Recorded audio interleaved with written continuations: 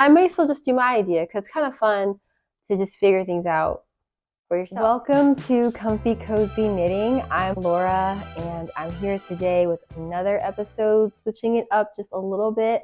I'm here by myself. Well, not totally. You might be able to hear my dog Coco in the background, but hopefully, since there are no other people here, no other sleeping people, my audio will be a bit better since I won't be subconsciously speaking lower.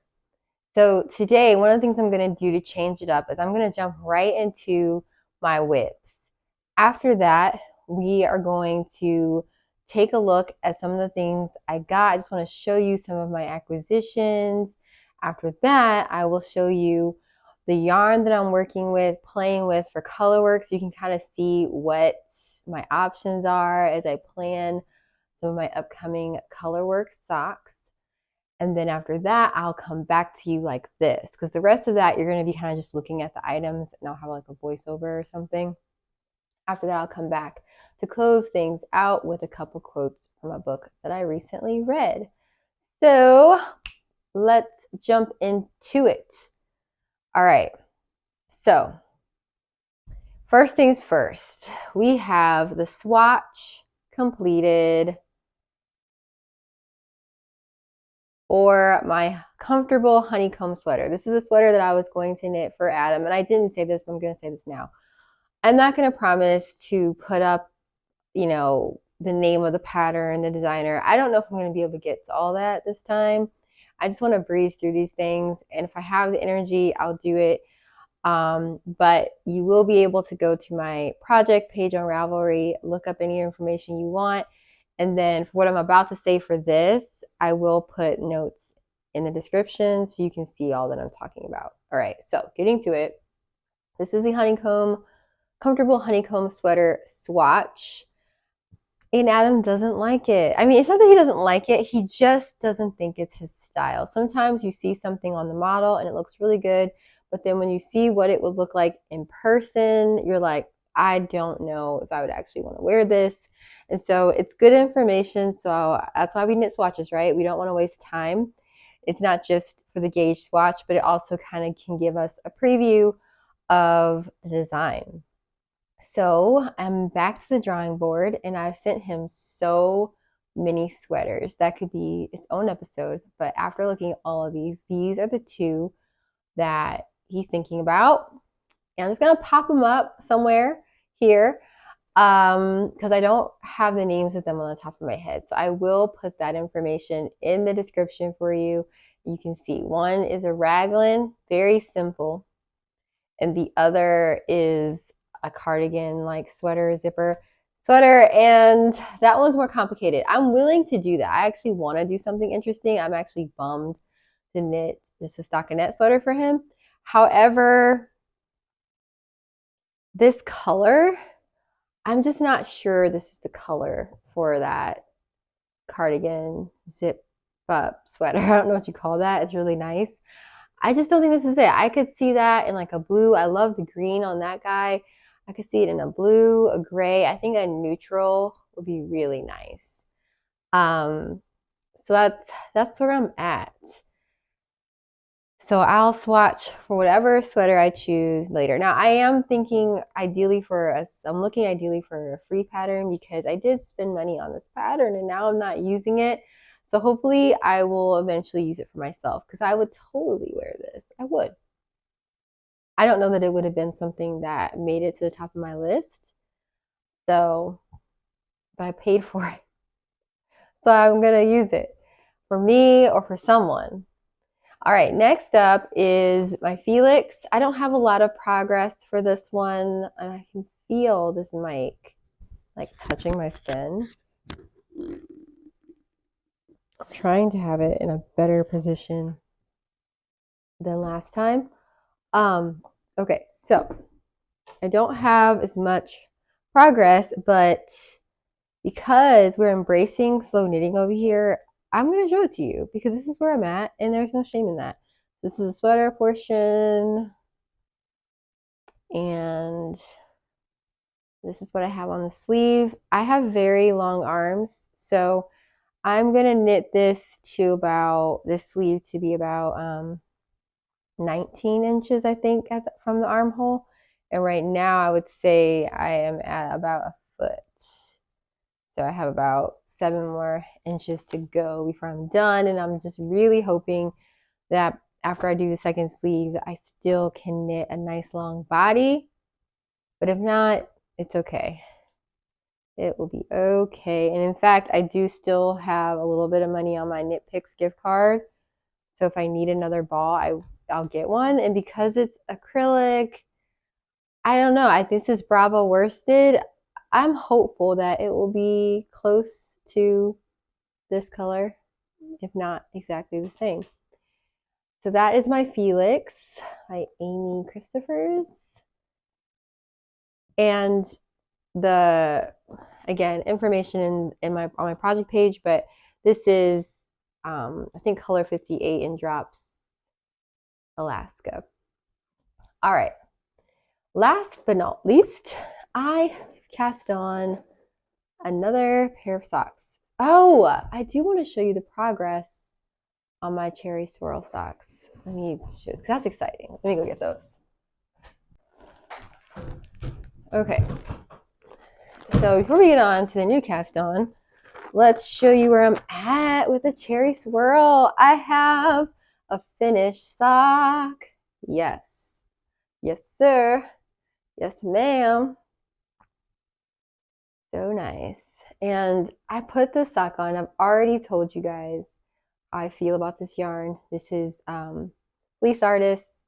The design's also by Fleece Artists. This is their Cottage socks, and in the colorway Sedona. And it is a merino, superwash merino, with the nylon.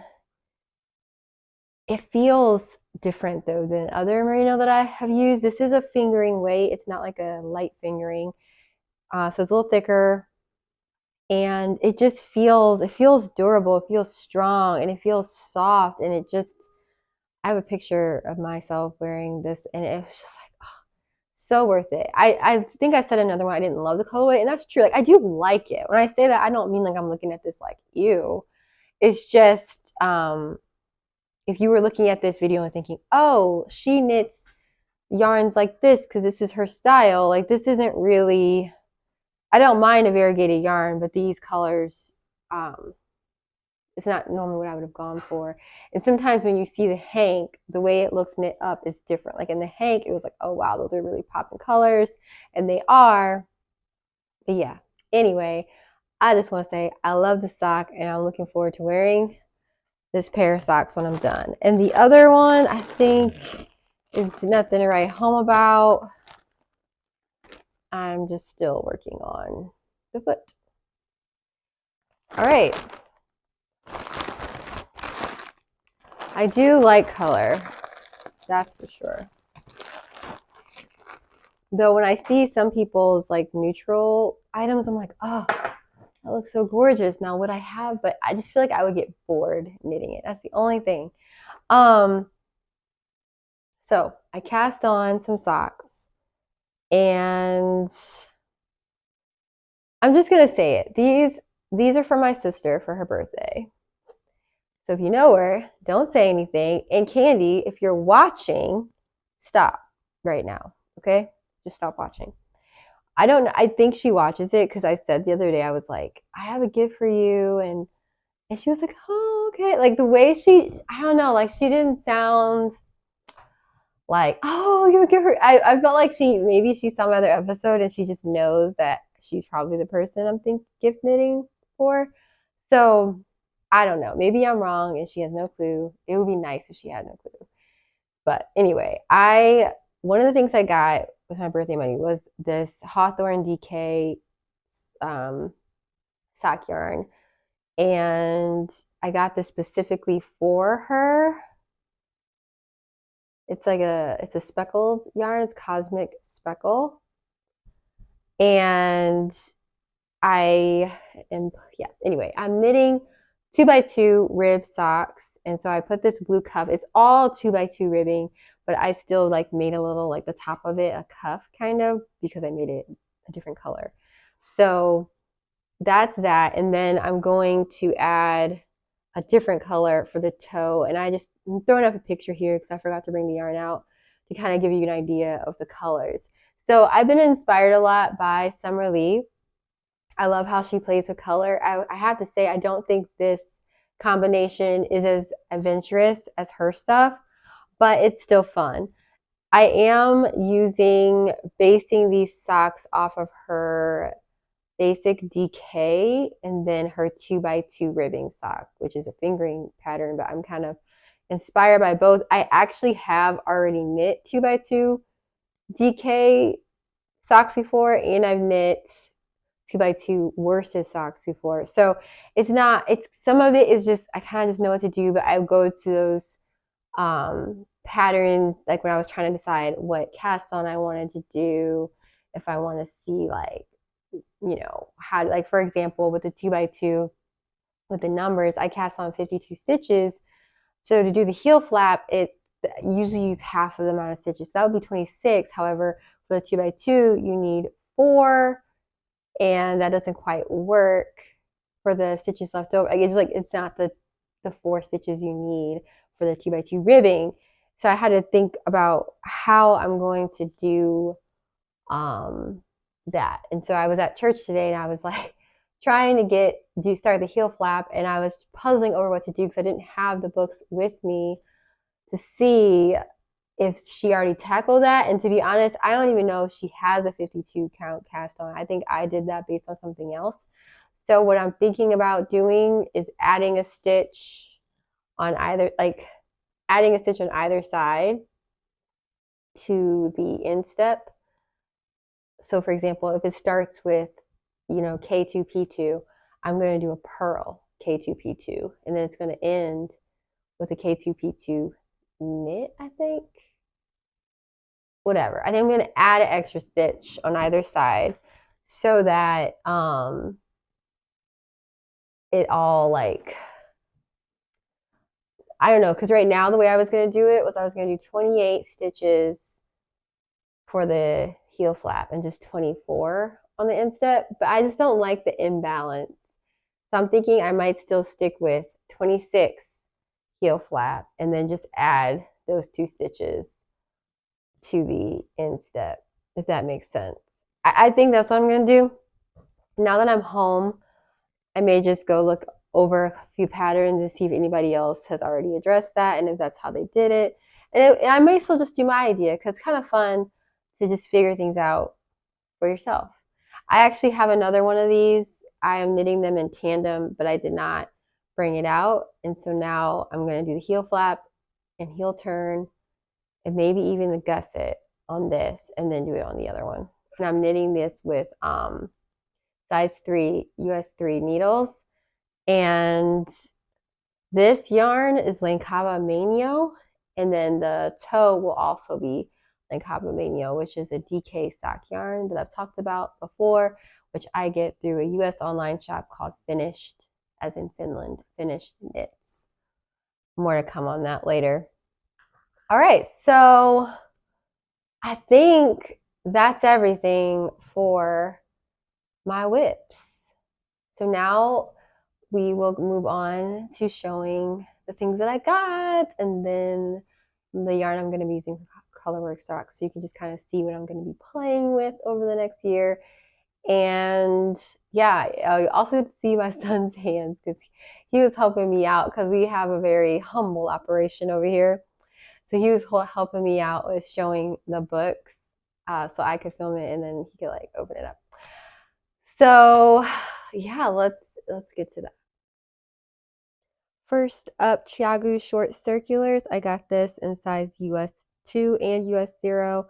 This is Cascade Heritage sock yarn, woolly wool, to go with the rest of my woolly wool sock yarn for colorwork projects. And then we have the Sock Project book by Summer Lee. We all know that I wanted this. This was on the top of my list. So let's take a little peek here. Summer Lee, just like her socks, her book is lovely to look at, and she goes all into how to knit socks. She shows you the basics, the techniques, You get all the instructions you need if you've never knit a sock before or you've never done one to your liking. Like I said, one of the main reasons I wanted this book was just for the inspiration. I just love it. It's such a pretty book. And now we're looking at sock patterns. We have a section on striped socks. There are faded sock patterns.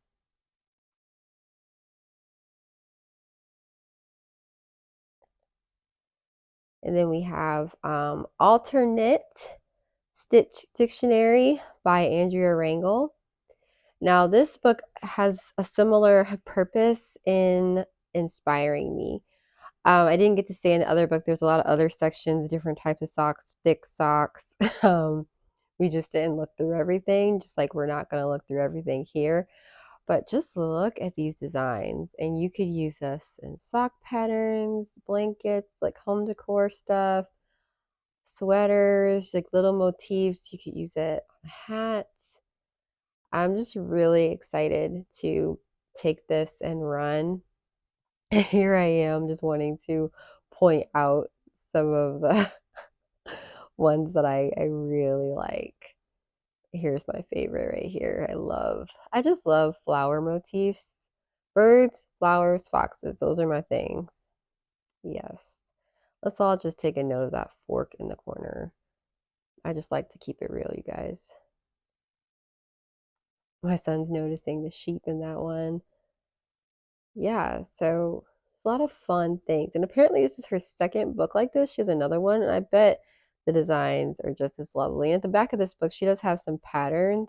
This is a mitten pattern, and it basically kind of shows you how you can apply this. Now look at this yarn. Most of this yarn is Lankava Sulo. Again, I get my Lankava yarn from the online shop Finished Knits, and I'm affiliate there. Look at how big those skeins are. Those are 100 grams. This is great yarn for a nice warm wool project, and it does have that reinforcement polyamide in it. And I'm just showing these other colors I got from Cascade Heritage. You can just see like this is all I have to play with because these yarns are all similar. These are not merino. And so this is what I have to play with. If I want to do merino color work, I'm going to have to get more yarn. But look at that. Ah, so much fun. We are about to have back.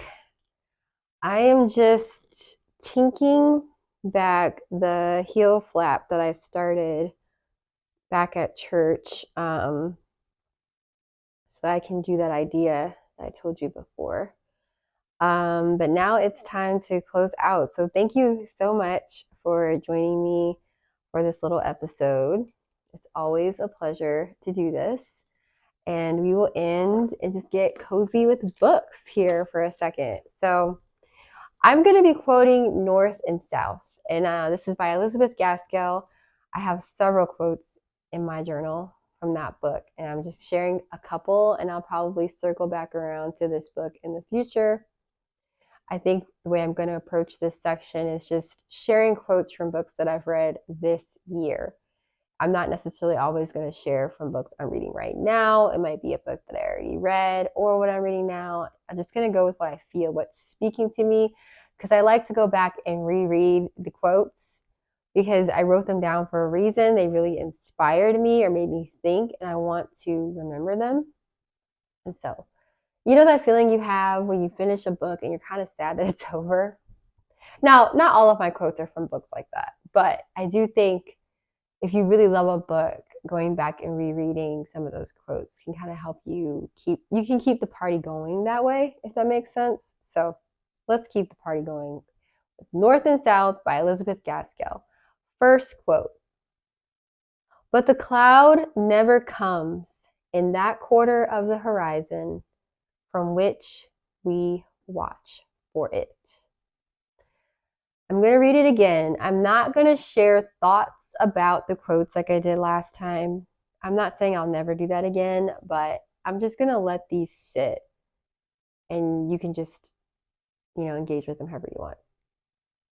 "But the cloud never comes in that quarter of the horizon from which we watch for it."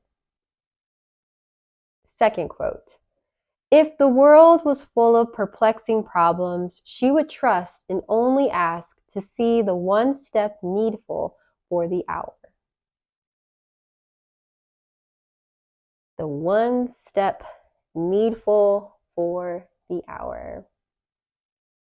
What is that for me right now? Probably I need to eat some lunch.